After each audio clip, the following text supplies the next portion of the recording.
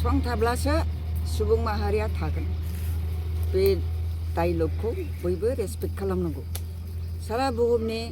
सुबुं माहारिया दिनै बिफां लाइफां गैला दिनै जोंनि आबहावाया माबायदि जालांदों बेखौ नुनानै माने बुहुमनि गिदिर गोलावफ्रानो माने मोनसे दिनखौ बिसोर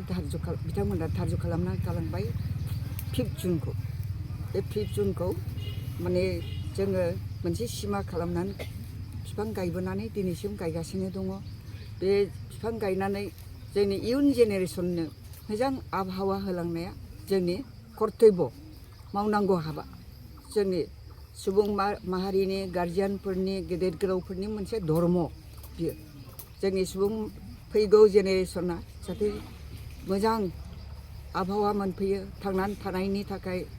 मोजां परिबेस मोनफैयो बेखौ जोंहा सिन्था खालामनानै बे बायला जिला जालांनाय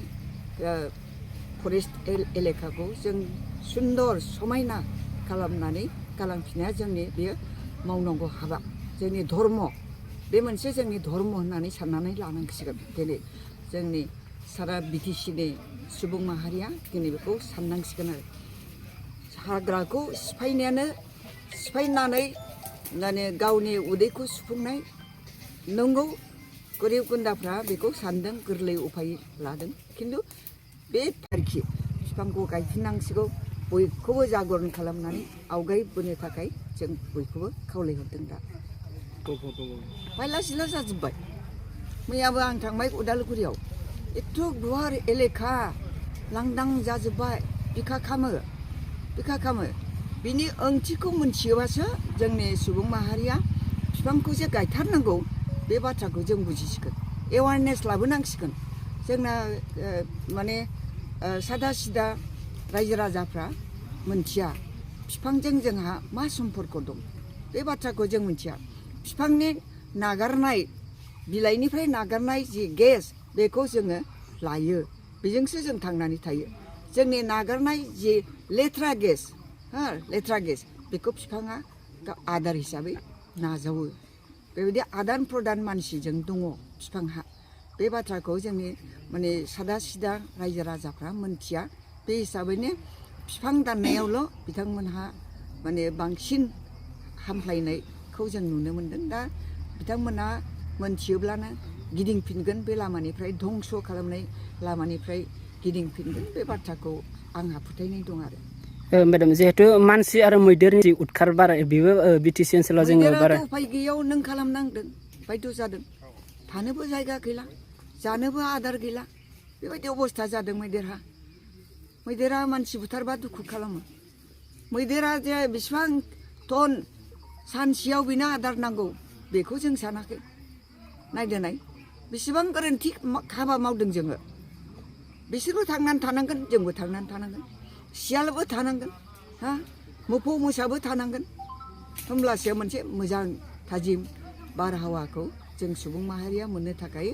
जों खाबुखौ मोनगोन आरो मैदेरा मानसि बुथारनायखौ माबायदि राहा लानांगोन होननानै नोंथाङा सानो मैदेरा मानसि बुथारनायखौ मोनसे कम्पेनसेसन होनो थाखाय कम्पेनसेट खालामनो थाखाय आं जेला फरेस्ट मिनिस्टार जादों होमब्लानो 5 लाख थाखा होबोदों आं बे दाबो सोलिगासिनो दं खिन्थु मैदेरा जेला गामियाव थांनानै बुथारहोयो होमबासो मोनो हाग्रायाव मानसिया थांनानै बुथार जायोबा बे मोना नियमाव बुजिबाय दा नों सासे माने रिपर्टार मानसि बे बाथ्राखौ मोजाङै बुजिनानै ला सोरबा जुदि हाग्रायाव थांनानै मैदेरजों बुथार जादोंबा बेनो होनो मोना खारन बे